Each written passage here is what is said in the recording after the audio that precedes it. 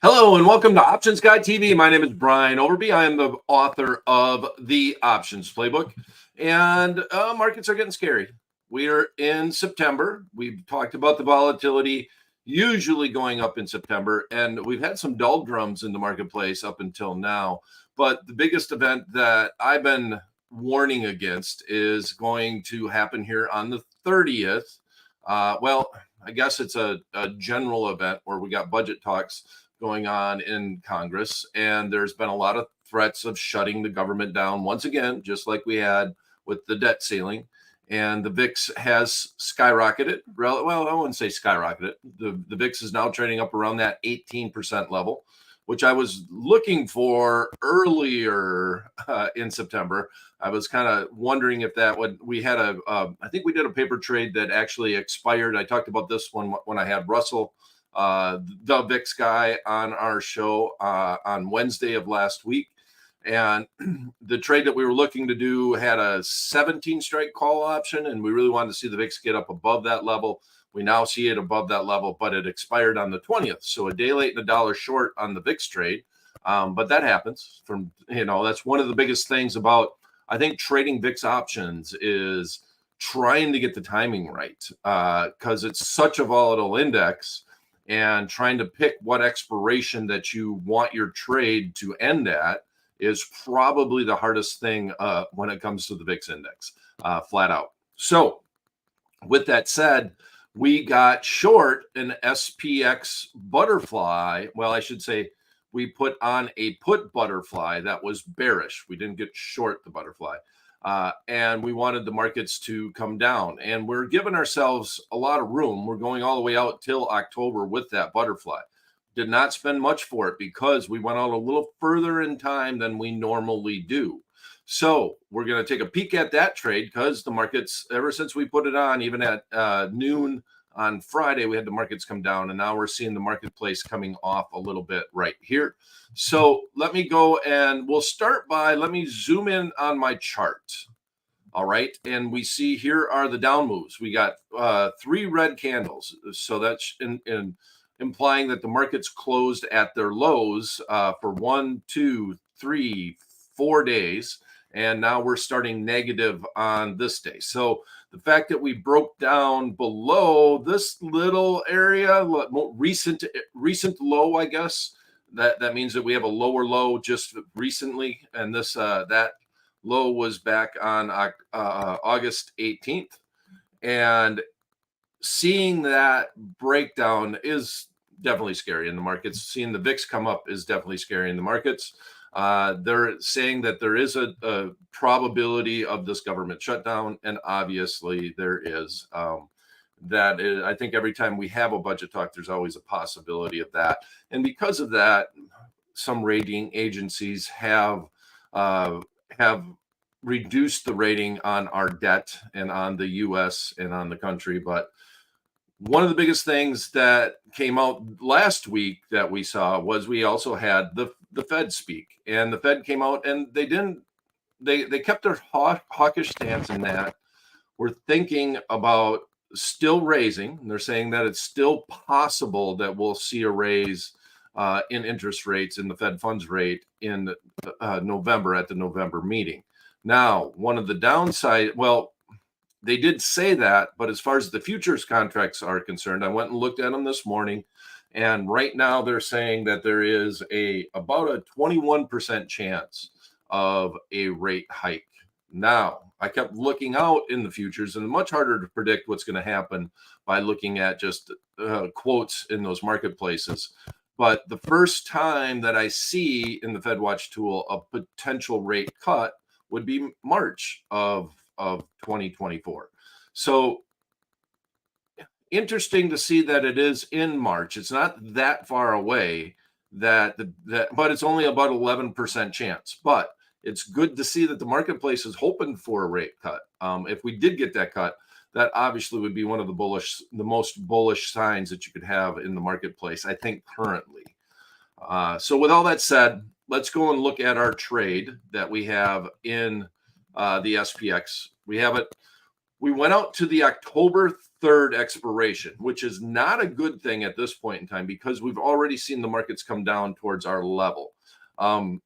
We'd rather have a shorter term expiration if you're going to be right in the short term, because it takes a lot for the at the money option contract in the SPX to wither away. And the time decay is a big factor. Now, on top of it, we also had the VIX increase a little bit. So that also makes it a little bit rougher to become profitable on that trade. We're not quite there yet. Our long strike was 43.05. So here's where the market is at right now. The trade hawk options grid is highlighting the most at the money option contract, which is 43.10. But we'll put in the trade and we'll get a quote on it and we'll see how we're doing here. So we're buying the 43.05. We are going to sell 2 of the 42.85. So I click on the bid twice there and it's putting that down below. And then we bought 1 of the 42.65s, and that's our wing, that's our hedge.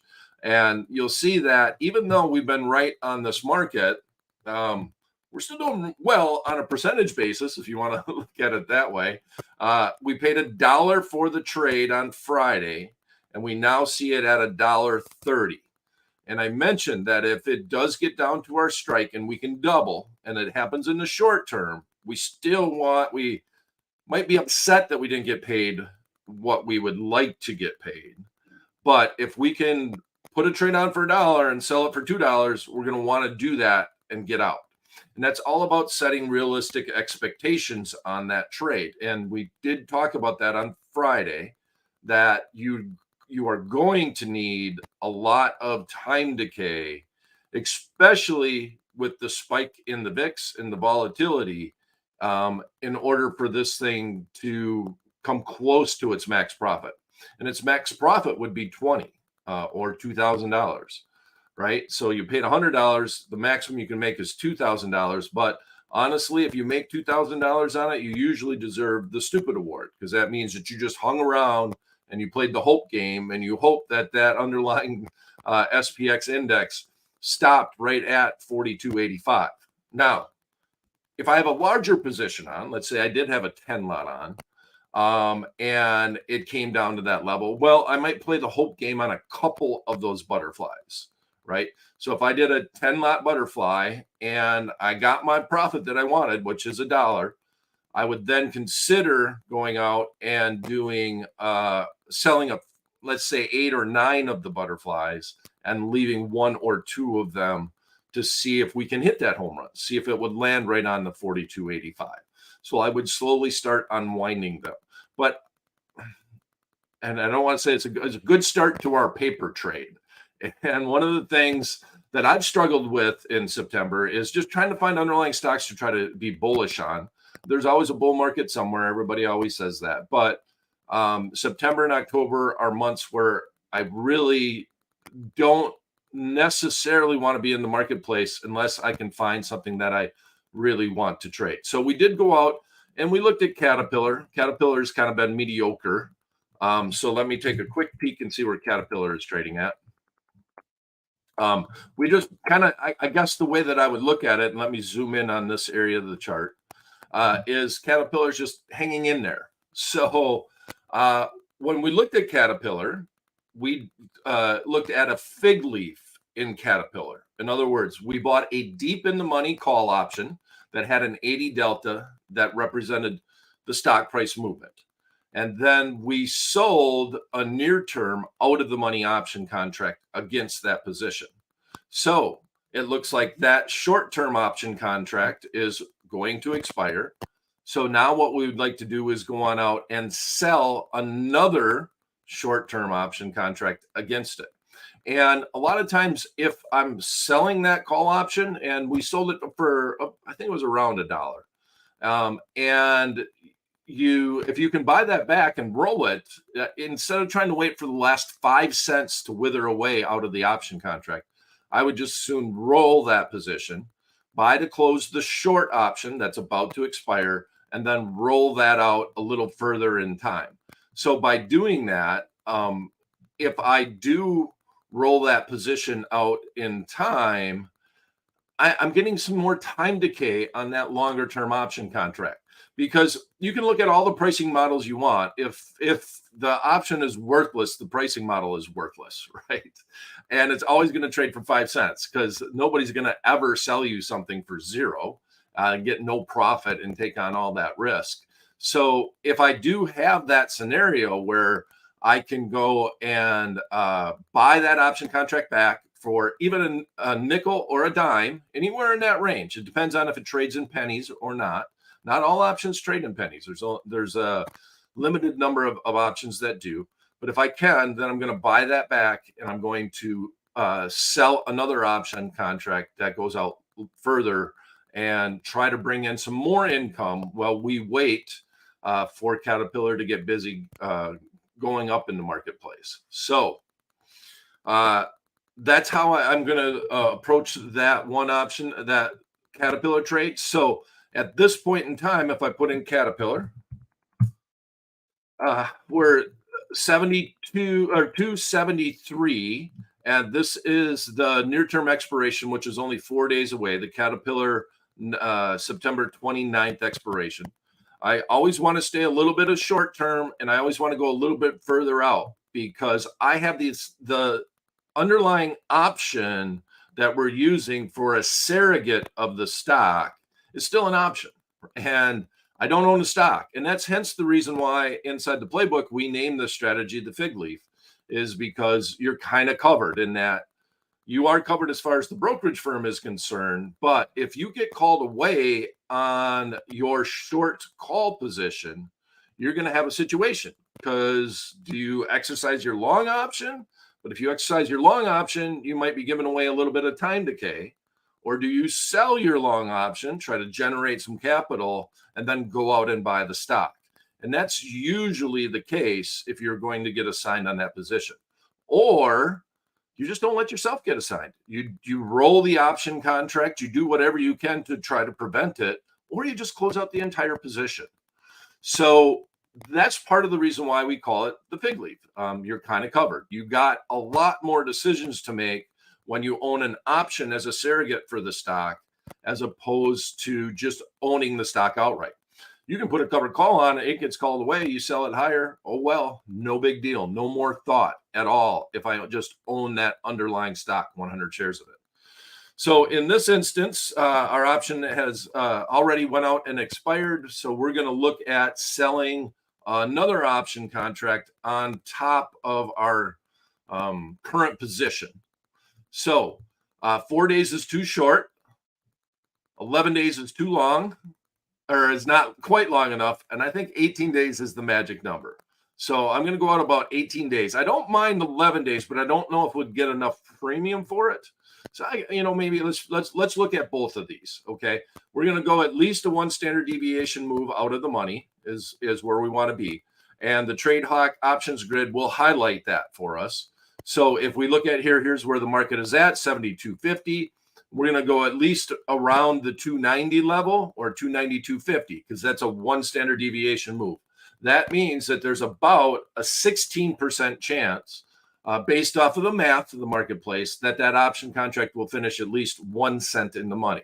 Now, I want to emphasize this too, and you can highlight that by looking at the delta, right? The delta gives you a hint as to the probability of that option contract getting called away or finishing 1 cent in the money. And it's showing right here, it's at 1577 on the 290, and that's at 1266 on the 292. Now, that's the probability of finishing. And there's a very quick and dirty way to think about the probability of it touching. It's usually about double. So if there's a 16% chance of it finishing at that level, that means that it can come up, it can go back down, it can hang around there, and then finish out of the money, right, at that expiration date. The probability of touching is really more important. So I want to make you aware that this is a 16% chance of it finishing isn't the chance of it touching that level. And touching means that the underlying stock would come on up and actually get to your strike price, which means you got to make a decision if it does. And that's about a 32% chance. So a much higher probability that it touches that strike price as opposed to it actually finishing in the money on that option contract. All right. And that was a tough concept. So this is a good time to ask. If you have any questions and you are on YouTube, please feel free to put them in the chat box and I'll try to address them during the show or after the show. But we want to make this a very interactive show here on Options Guy TV. So if you have any questions, just let us know. So in this instance, if I had the stock and we are on, I always want to make sure that October 13th expiration, the 292.50 is trading for $1. I'm more than happy with getting $1. We got $1 the first time around. I'm happy to get $1 this time around. If I own the stock, I'd probably look at the 290 or the 287.50.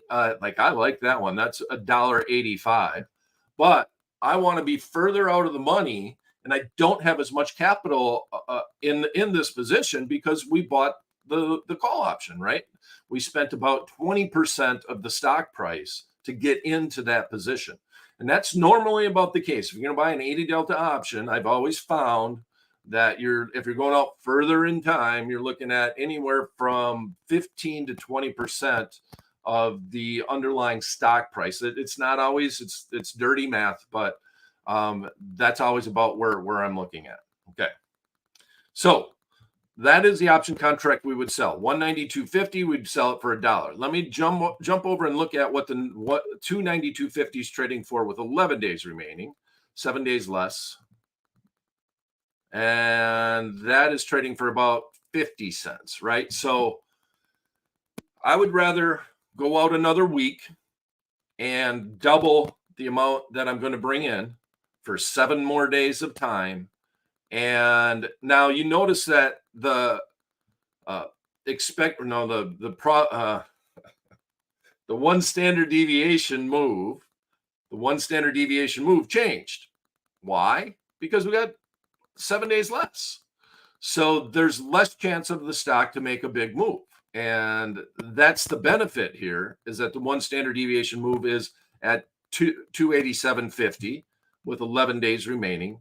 And it is trading oddly very close to what the one standard deviation move is trading for on 18 days. It's weird how well the option traders do math, right? So you got about the same probability. You're bringing in about the same premium. Looking at the October 6th, right around the one standard deviation move. And the delta is even showing very similar to the one on the 18th. But this is going to be the trade. So this will be the paper trade for this week. And we'll have a fairly short show today, and especially if we don't have any questions that pop in. But here's the one that we're going to do. So we're going to manage our position in Caterpillar. Very happy that Caterpillar's hanging in there. It was one of the long market trades or long stock trades that we have done in this calendar, this scary calendar period as for the markets, September. I didn't say that very well, but we'll let that ride. So here it is. We're just going to clear this out. Our option contract is already expired. We're going to go to the 292.50. We're going to click on that bid. Maybe try to sell it at the midpoint, 108. Not a lot of open interest. So no, I'm probably just going to hit the bid. Let's put it down to 105. Let's come close to 105. And that will be the official paper trade for this week. We're going to adjust our fig leaf position in Caterpillar and go long another option contract and just try to hang around before the markets start looking a little bit cheerier. And let's hope on the 30th, we actually get some resolve with the budget issues. So Wednesday is going to be a very interesting show when we get back on Wednesday. And mainly because we're getting closer and closer to the day. Today is the 25th. The 30th is the big day. October 1st is when the new budget's supposed to start in the government. So I think everybody's focus will be on that, even more so than where inflation is at this point in time, because inflation numbers aren't looking too shabby, but we still are not quite down to where the Fed wants them to be. All right, no questions. I want to thank you all for coming. Please click subscribe, ring that bell so you get all the alerts whenever we have the next Options Guy TV. And please pound that thumbs up. It helps us out quite a bit. Thanks for coming. We'll see you this Wednesday for the next edition of Options Guy TV.